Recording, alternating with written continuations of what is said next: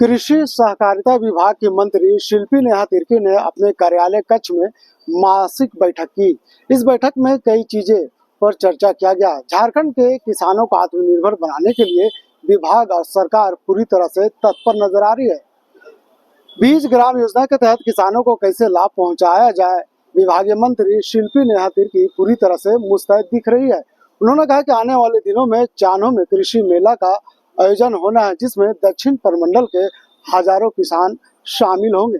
तो क्या कुछ कहते हुए नजर आ रहे हैं बैठक के बाद शिल्पी नेहा तिर्की, चलिए हम आपको सुनाते हैं।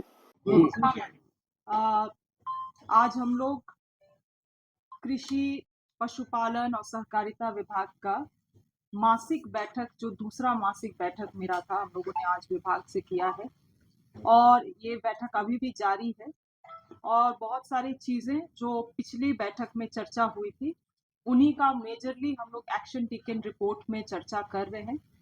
और बहुत सारी चीजें हैं जो जमीन से जुड़ी हुई है, वो भी निकल के आ रही हैं।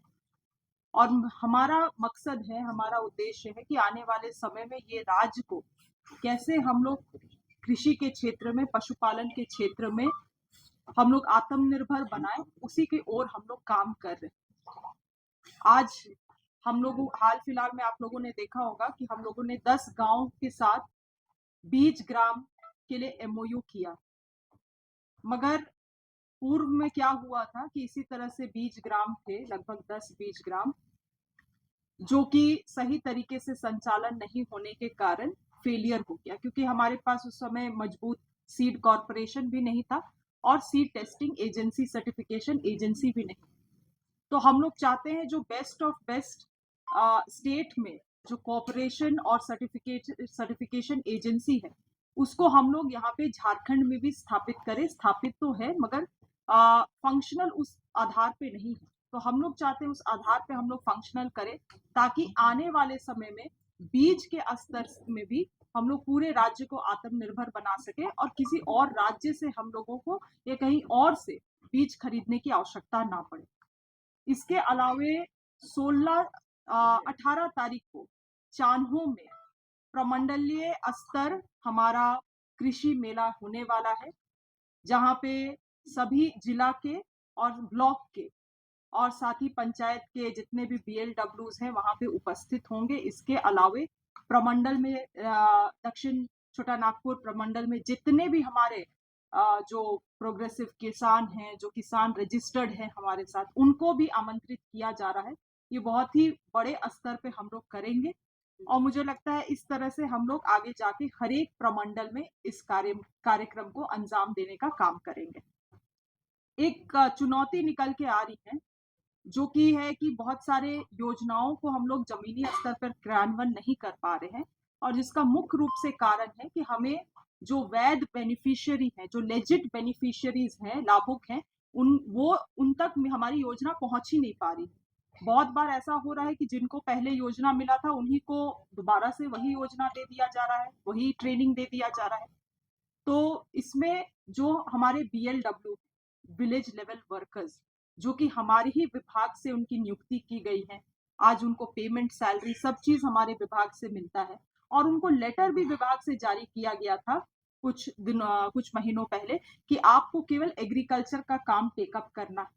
मगर आज आप देखेंगे ब्लॉक में आवास का काम BLW कर रहे हैं, मनरेगा का नापी वापी भी BLW कर रहे हैं, मतलब एग्रीकल्चर को छोड़ के सारे काम BLW कर रहे हैं।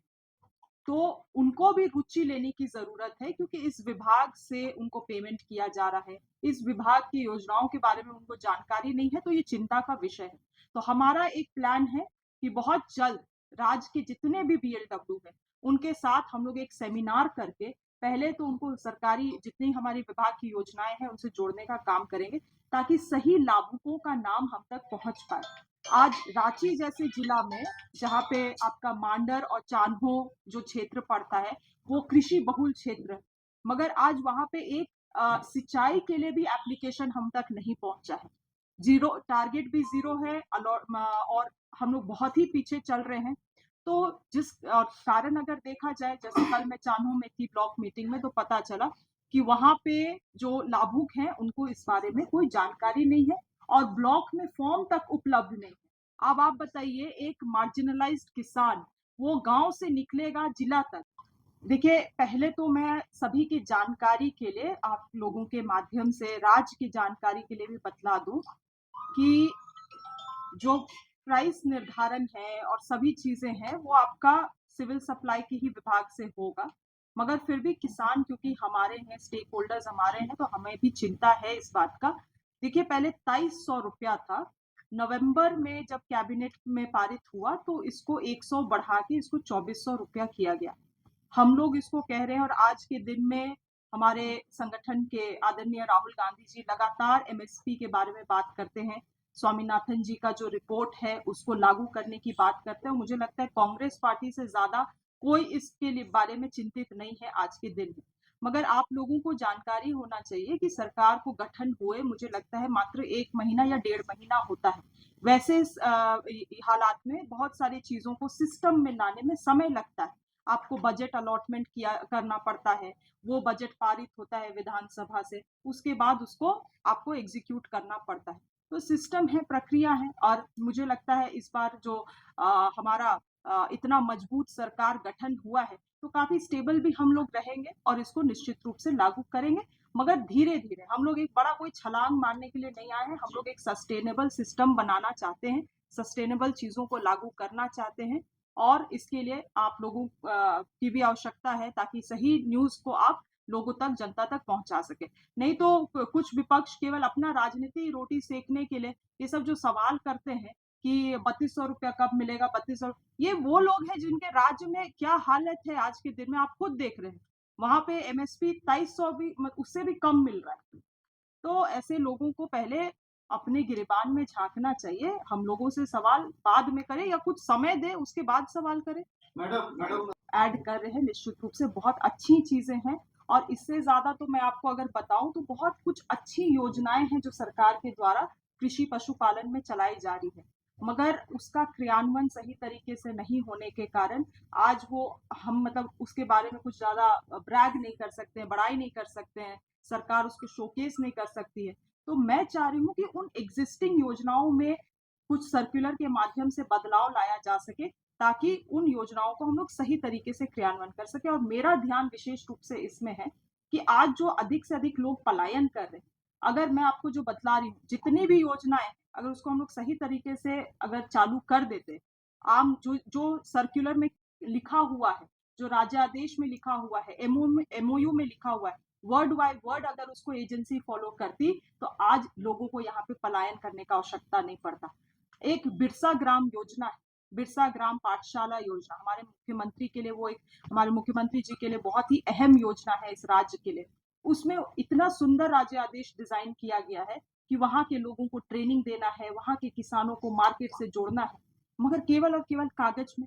तो मैं चाहती हूँ कि जो चीज है हमारे सामने, जो मेरे थाल में जो पहले है उसको मैं खत्म कर पाऊं, उसको मैं पहले डाइजेस्ट कर लूं, उसके बाद हम लोग नई चीजों को जरूर लागू करने का काम करें। मैडम इससे जुड़ा एक सवाल, ये बात को कहा कि कुछ महीनों पहले विभाग से ये आदेश भी जारी किया गया है कि जितने भी विलेज लेवल वर्कर्स है वो केवल और केवल कृषि संबंधित काम ही करेंगे।